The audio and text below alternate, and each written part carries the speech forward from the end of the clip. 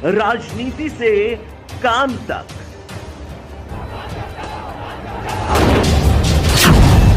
अपराध से अंजाम तक। देखिए, जमीन संबंधी जो समस्या है 1902 के बाद जो बीच में हाल का सर्वे हुआ वो तो नॉट फाइनल है। 1902 के बाद अभी तक बहुत पुराना समस्या वंश दर वंश अभी तक समस्या फंसा हुआ है। ये पूरे बिहार की समस्या है। इसको हम लोग को थोड़ा धैर्य बना करके हम लोग को जो पहला टास्क मिला है, जो आप अपने अपने वंश वृक्ष के आधार पर सुडोलनामा 100 रुपये के स्टाम्प पर ले करके अमीन रखवा करके उसको आप जो खेसरा आप जोतते कोड़ते हैं उसका एक सुडोलनामा बनाया जाए।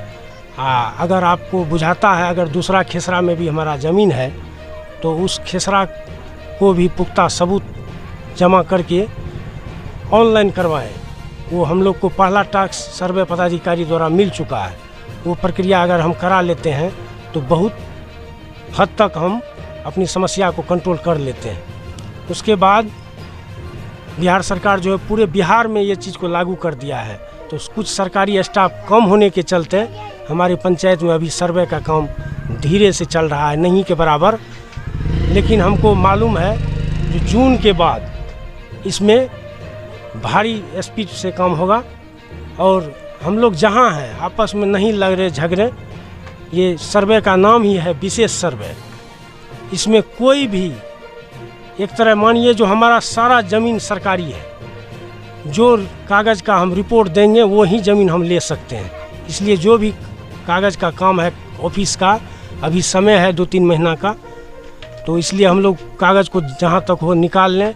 दाखिल खारिज का जो प्रक्रिया है, दाखिल खारिज थोड़ा जटिल है। हम लोग बार बार सीओ साहब को कहे हैं, जो दाखिल खारिज में 4-5 हज़ार रुपया लगता है, बड़ी दुखद बात है। उसका तो कहीं कोई सबूत देता नहीं है। कर्मचारी भी साइड से बोलते हैं इतना पैसा लगबे करेगा, हमको भी बता दिए हैं कितना रोज़ कर्मचारी। बड़ा दुखद बात है बिहार के लिए ये सूचना। हम और मुखिया जी दोनों आदमी डीएम सहरसा कलेक्टर साहब से मिलेंगे और ये सारी समस्या से अवगत कराएंगे। और देखते हैं हमारे डीएम साहब भी बढ़िया आदमी आए हुए हैं, वो क्या हम लोग को निर्देश देते हैं। जो एक दाखिल खारिज पर 4-5 हज़ार लेना जायज़ है कि नाजायज़, वो क्या बोलते हैं इसके बारे में, तब आप लोग को हम सभा करके बताएंगे। ये दुखद बात है। और उसके बाद जो है आप जो है अपने स्तर से किस ढंग से आप डील कीजिएगा, ज़रा वो बता दें। हम मोहनपुर पंचायत के सभी जनता से आग्रह और प्रार्थना करते हैं, समस्या तो पुराना जटिल है, तो हम लोग उलझे नहीं आपस में। कोई समस्या हो तो तुरंत हमको सूचित करें। आवेदन नहीं भी देने की आवश्यकता है, सिर्फ फ़ोन करके सूचना दें। और हमारे कुछ ग्रामीण मिलजुल करके इसे आपसी समझौता के आधार पर उसको समाधान करने का प्रयास जरूर करेंगे। और 10 आदमी किसी के लिए अनहित नहीं कर सकता है। और सभी से हम आग्रह भी करेंगे, अगर निर्णय हो जाए तो उसको प्रेशराइज मत बनाइए, उसको मानने का प्रयास कीजिए, तभी संभव है। हमारा मन में उद्देश्य है जो आदर्श पंचायत के तौर पर हर बात समाप्त हो। जरूरी नहीं है जो हर बात कोर्ट कचहरी में आना ही चाहिए। सामाजिक का पंचायत का यही सोच करके हमारे गांधी जी का विचार था, जो गांव का झगड़ा गांव में ही समाधान हो।